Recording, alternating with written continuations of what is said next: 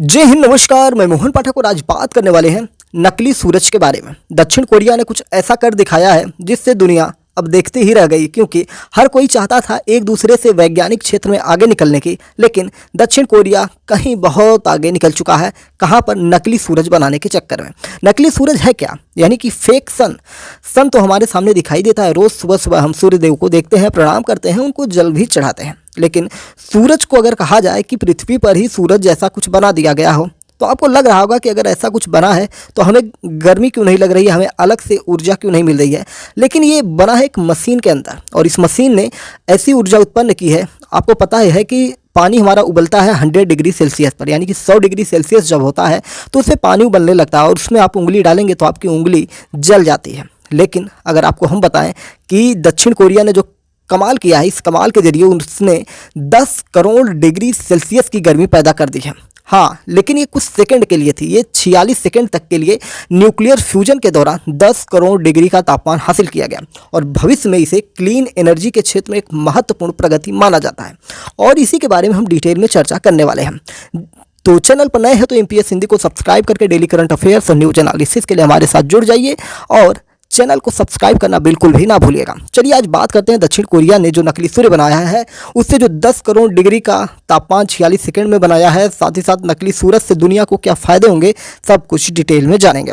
दक्षिण कोरिया के जो वैज्ञानिक हैं, उन्होंने न्यूक्लियर फ्यूजन टेक्नोलॉजी में एक अभूतपूर्व काम कर दिखाया है, कमाल कर दिखाया है। दक्षिण कोरिया ने सबसे ज़्यादा समय तक के लिए 10 करोड़ डिग्री सेल्सियस का तापमान बनाए रखने का एक नया वर्ल्ड रिकॉर्ड स्थापित कर दिया। यह तापमान सूर्य के कोर से 7 गुना ज़्यादा है, यानी कि जो सूर्य का कोर है, जो कोर उसका मंडल है, उससे कितना गुना ज़्यादा है? 7 गुना ज़्यादा है। 48 सेकंड तक यह तापमान बनाए रखा गया। यह भविष्य के ऊर्जा स्रोत के विकास में एक महत्वपूर्ण प्रगति दिखाता है।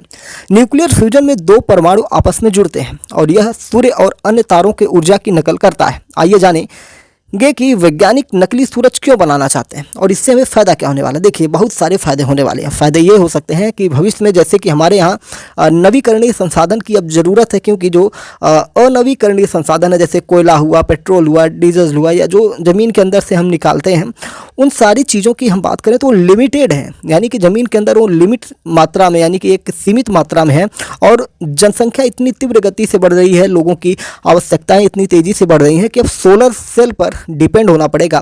और कहीं ना कहीं अगर ऐसी एनर्जी हम धरती पर ही बना लें, जो सूर्य के अलावा कुछ अपने तरीके से हम डेवलप कर लें, तो उससे कहीं ना कहीं भविष्य में ऊर्जा की जो ज़रूरत है उससे निपटा जा सकता है। फ्यूजन एनर्जी पाने की जो कुंजी टोकामक में है, जो एक डोनट के आकार का रिएक्टर है। यह प्लाज्मा बनाने के लिए हाइड्रोजन वेरिएंट को गर्म करता है। प्लाज्मा पदार्थ की वह अवस्था है जहां परमाणु, नाभिक और इलेक्ट्रॉन अलग हो जाते हैं। कोरियाई इंस्टीट्यूट ऑफ फ्यूजन एनर्जी यानी कि KFE में के यानी कि KSTAR रिसर्च सेंटर के निदेशक सीवू यून के अनुसार भविष्य के परमाणु रिएक्टरों की सफलता के लिए यह महत्वपूर्ण है। दिसंबर 2023 से 2024 के प्रयोग में 48 सेकंड का रिकॉर्ड यह बनाया गया है। वर्तमान में पारंपरिक न्यूक्लियर प्लांट विखंडन से ऊर्जा प्राप्त करते हैं। जैसे कि आप जानते होंगे कि हमारे यहाँ बिजली भी बनाई जाती है ऐसी चीज़ों से। देखिए, एक होता है नाभिकीय विखंडन और एक नाभिकीय संलयन होता है, तो इनके अलग अलग प्रक्रियाएं होती हैं, और जिस प्रक्रिया पर सूर्य काम करता है उसी प्रक्रिया पर इसको बनाने की कोशिश की जा रही है, जिससे कि हमें कम व्यय में ज़्यादा ऊर्जा प्राप्त होती रहे। यानी कि परमाणुओं को तोड़ेंगे तो नए परमाणु बनेंगे, अलग अलग परमाणु, फिर उससे टूटेंगे अलग परमाणु, यानी कि ऊर्जा बनती जाएगी और ऊर्जा सीमित नहीं रहेगी, ऊर्जा असीमित हो जाएगी, यानी कि समाप्त ही नहीं होगी। इस चेन रिएक्शन को शुरू करने के लिए यूरेनियम का इस्तेमाल किया जाता है। इस तरह के प्लांट आधी सदी से ज़्यादा समय से चल रहे हैं। 1954 में USSR यानी कि रसिया जो है ने अपना पहला परमाणु प्लांट बिजली ग्रिड से जोड़ा था, लेकिन इसके खतरे भी हैं जो चेरनोबिल आपदा में देखा गया। परमाणु विखंडन की सबसे बड़ी समस्या इससे पैदा होने वाला कचरा है, जो सदियों तक खतरनाक रेडियो एक्टिव लेवल को बनाए रख सकता है। इसके विपरीत न्यूक्लियर फ्यूजन या नकली सूर्य सुरक्षित है और लगभग किसी भी तरह का कचरा नहीं फैलाता। यानी कि जो ये बन रहा है, जो बनाया जा रहा है, इससे पर्यावरण को कहीं ना कहीं लाभ होगा, पर्यावरण को कहीं नुकसान इससे नहीं होने वाला। वाला है, ठीक है। अभी जो यूज किए जा रहे हैं उससे बहुत सारे नुकसान देखने को मिल जाते हैं। फायदे क्या होंगे पॉइंट में अगर हम समझना चाहें तो फ्यूजन रिएक्शन से न्यूनतम रेडियो एक्टिव कचरा निकलता है, यानी कि बहुत ही कम रेडियो एक्टिव कचरा निकलता है। रेडियो एक्टिव कैसे आते हैं आपको पता है ना, जैसे आपके मोबाइल टावर हुए वो हमें कैसे कनेक्ट होते हैं, उनसे भी रेडियो एक्टिव तरंगों के जरिए ही हम उनसे संपर्क करते हैं, यानी कि हमारी आवाज़ एक जगह से दूसरी जगह जाती है। वहीं असीमित ईंधन स्रोत होता है। अगर हम बात करेंगे फ़ायदा क्या होगा तो ये असीमित ईंधन स्रोत हो जाएगा, जो हमारा ये जो सूर्य की तरह ये बनाया जा रहा है, जो इसे टिकाऊ और पर्यावरण के अनुकूल बनाता है।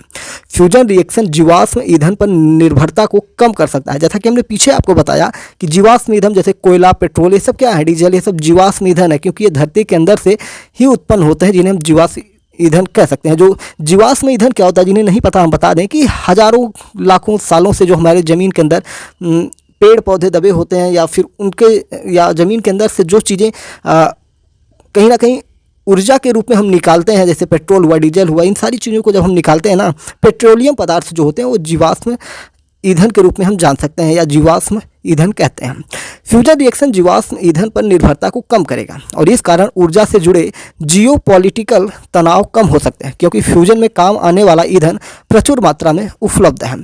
Fusion energy green house gas का उत्सर्जन नहीं करता है। अब इससे बहुत सारी चीज़ें होने वाली है, हमारे पर्यावरण को लाभ तो होगा और ग्रीन हाउस एनर्जी जो है उसमें भी लाभ हमको पहुंचाएगा, और जो पर्यावरण प्रदूषित हो रहा है उससे निपटने में कहीं ना कहीं आसानी होगी। इस कारण यह जलवायु परिवर्तन से निपटने और वैश्विक कार्बन उत्सर्जन को कम करने में महत्वपूर्ण बन जाएगा।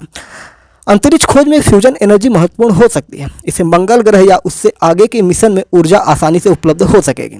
इससे दुनिया में गहराता ऊर्जा संकट खत्म हो सकेगा। वैज्ञानिकों का लक्ष्य है 2026 तक कम से कम 300 सेकंड के लिए प्लाज्मा का तापमान 10 करोड़ डिग्री तक बनाए रखना है, जिससे कि भविष्य में इससे हम ऊर्जा उत्पन्न कर सकें, और इसके जो मात्रा है लगातार बढ़ाने की कोशिश इनके द्वारा की जा रही है।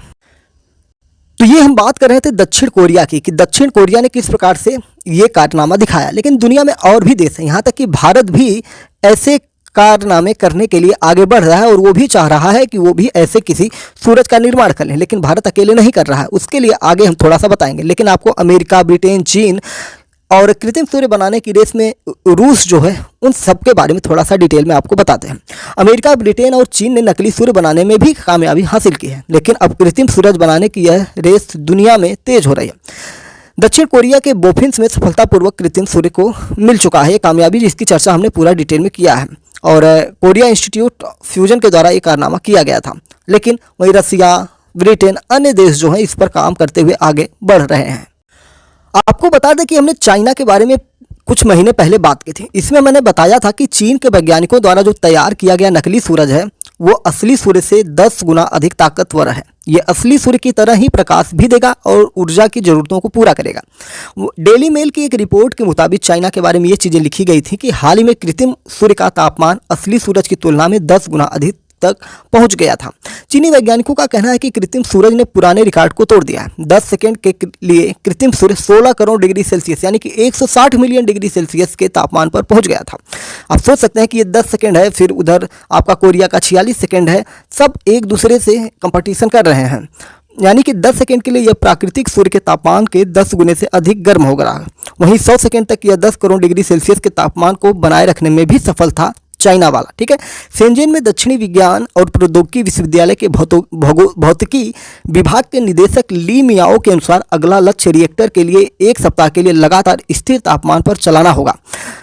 उन्होंने चीन के सरकारी अखबार ग्लोबल टाइम्स को बताया था कि यह महत्वपूर्ण सफलता है। अगला लक्ष्य तापमान को लंबे समय तक स्थिर रखना और इस दिशा में काम किया जाएगा, यानी कि भविष्य में और भी इस पे काम करने की योजनाएं इनकी बनी हुई हैं। और भी चीज़ें इसके बारे में हम बताएं कि चीन का सबसे बड़ा और सबसे उन्नत परमाणु संलयन प्रायोगिक अनुसंधान उपकरण गर्म प्लाज्मा को फ्यूज करने के लिए एक शक्तिशाली चुंबकीय क्षेत्र का उपयोग करता है। यह लगभग अनंत स्वच्छ ऊर्जा प्रदान करने के लिए सूर्य और सितारों में स्वाभाविक रूप से होने वाली परमाणु संलयन प्रक्रिया को दोहराने के लिए डिजाइन किया गया है। चीन के पूर्वी अनहुई प्रांत में स्थित इस रिएक्टर को अत्यधिक गर्मी और शक्ति के कारण कृत्रिम सूर्य कहा जाता है। इसे पिछले साल के अंत में तैयार किया गया था। सत्तारूढ़ कम्युनिस्ट पार्टी के मुखपत्र पीपुल्स डेली में जो कहा गया है वो भी आपको जानना चाहिए। डेली पीपुल्स डेली में कहा गया है कि परमाणु संलयन ऊर्जा का विकास न केवल चीन की रणनीतिक ऊर्जा जरूरतों को हल करने का एक तरीका है, बल्कि चीन की ऊर्जा और राष्ट्रीय अर्थव्यवस्था के भविष्य के सतत विकास के लिए भी बहुत महत्व रखता है।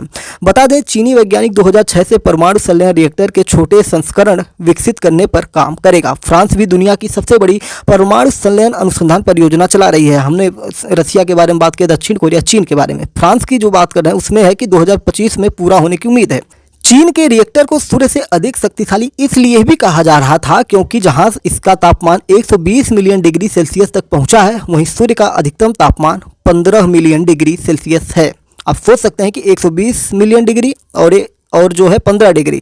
रिएक्टर के इतने गर्म होने का कारण परमाणु संलयन यानी कि फ्यूजन है, क्योंकि रिएक्टर परमाणु संलयन प्रक्रियाओं को संचालित करता है। बता दें कि परमाणु फ्यूजन संचित परमाणु ऊर्जा को फ्यूज करने के लिए बाध्य करते हैं और इस प्रक्रिया में 1 टन गर्मी उत्पन्न हो जाती है। यानी कि इन सारी चीज़ों का उपयोग भविष्य में ऊर्जा को बनाने में किया जाएगा।